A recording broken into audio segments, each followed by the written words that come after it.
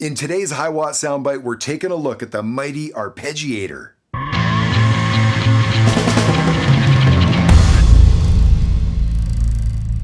Well, I am very excited about today's session. This business of the Arpeggiator, I'm not sure that there's a single tool in the arsenal that I use more than an arpeggiator from a creative point of view. Now, the arpeggiator is something that, honestly, it's probably wasted a lot of my time because I love experimenting with arpeggiators and trying different patterns and different note lengths and clock settings, and all of these different adjustments that we can make to an arpeggiator can make a really radical difference on the outcome. There are many, many times that I'm reaching for an arpeggiator because I know exactly what I want. But many times that I'm throwing arpeggiators on things, it's really out of pure experimentation and to just see kind of what happens. So in today's session, I want to share a couple of simple ways that I use arpeggiators in everyday sessions. Sometimes it's hardware based and sometimes it's software, but it is unbelievable how many times I'm reaching for that ARP button.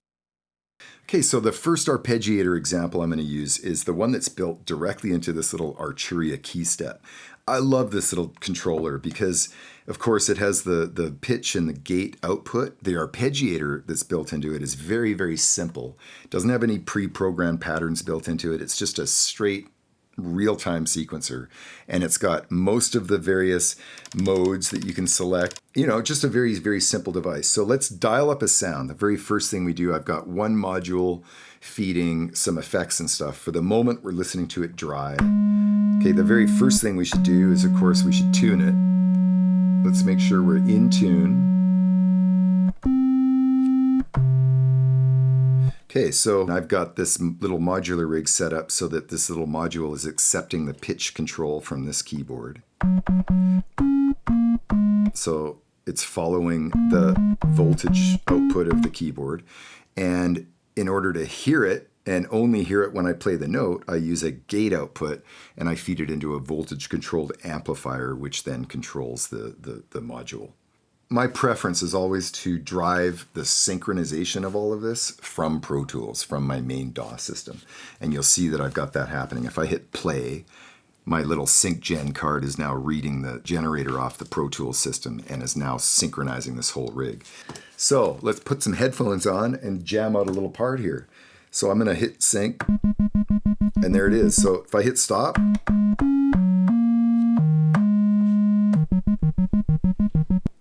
you know, you'll notice that as I play the chord, as soon as I let go of the keyboard, it just immediately stops. Arturia's got this very cool hold button. I think a lot of other manufacturers might call that a latch button. Hold is nice because it allows me to lift my hand off and the sequence continues to go. One of the cool things about this little key step is that you can actually add up to 32 notes to the sequence as long as you don't let go of a note. So even with the hold button on, as long as I hold at least one of the notes down and I maintain holding it down, I can continue to move up and down the octaves and add other notes. It's very, very cool. Like, for instance, check this out. Now, as long as I keep holding that one, I can go up an octave and I can add a couple of high notes, maybe go down a couple octaves. Okay, so that's kind of a cool sequence. Boom, we got a little sequence generated, right? It's following as I play the order that I played. I could switch to random at any time. Or else all the way up, down. Or down. Or one of these ones where it plays it twice. For this example, I'm going to go back to our as played, okay?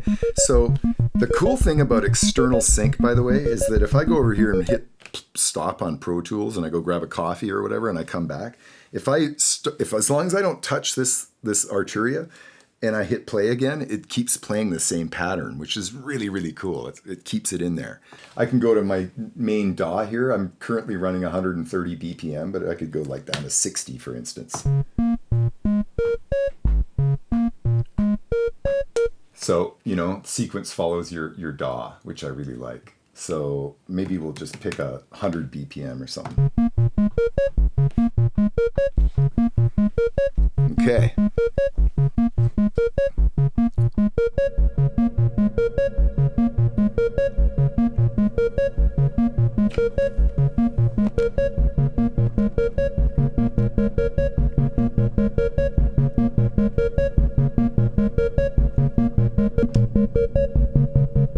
random.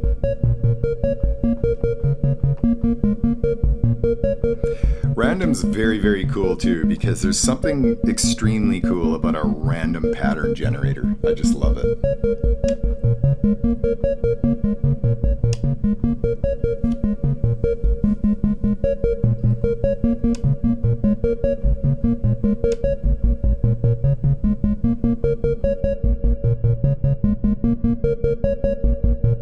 You see how radically different these different patterns can end up sounding. You know, the very same sequence that you've got going can just sound so different with these different sequence settings.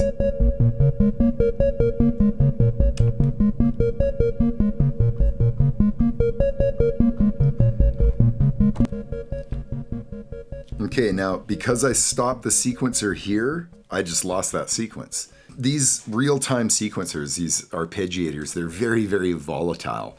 So, you know, I can't tell you how many really cool sequences I've lost because I just completely screwed up and was like, oh, hit the stop button or took my finger off. So you can't save any of these cool sequences you've got going. That's why, to me, it's so, so important to set up your Pro Tools rig and just be in record when you're doing this stuff. You know, have all of this synchronized off your main DAW and have your DAW in record so that at all times you're playing around with this stuff. All of these cool things you're doing are actually being captured and captured with a fixed tempo. Okay, so that first example of an arpeggiator was very, very simple, straightforward, real-time sequencer, okay? When you start digging into like software synths and the kinds of plugins, I mean, one of the most go-to software synths that I use in my arsenal is Omnisphere, period. Like anything Spectrasonics is incredible, but Omnisphere is just absolutely brilliant. And they've got a really, really cool arpeggiator built right into the synth. So like most of the modern day synths you're going to find in plugins, they're going to have some kind of arpeggiator built right into it. And so let's dive in and check it out. I've just dialed up a big clicky one bass sound. So this is like nice big solid bass sound. Okay, big and clicky one. If I click on the ARP page and I just go ahead and turn it on,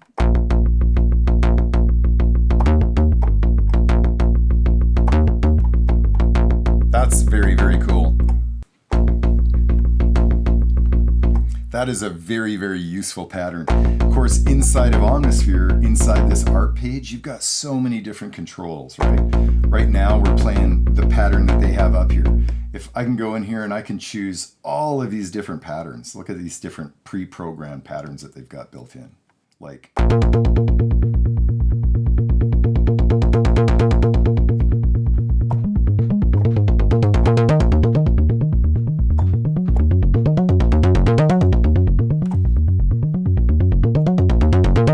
So you see the absolute huge difference all of these different patterns make, right? Let me just keep trying different patterns.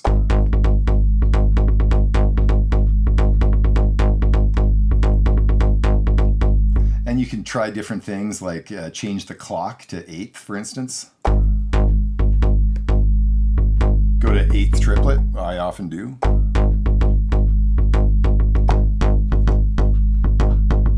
You know, from being a really hardcore arpeggiated part where it's hard gate on and off to being a more subtle part where it's just sort of adding a rhythm can be so, so effective. So turn on that arpeggiator and just dive deep because of all the tools we have in our arsenal, I'm not sure if there's one single tool that will be more rewarding than the arpeggiator. So turn that thing on and start experimenting. Well, thank you very much for sitting in on today's session. And if you feel this session has value, please consider subscribing to my channel. And by all means, go ahead and share this session with a friend or colleague.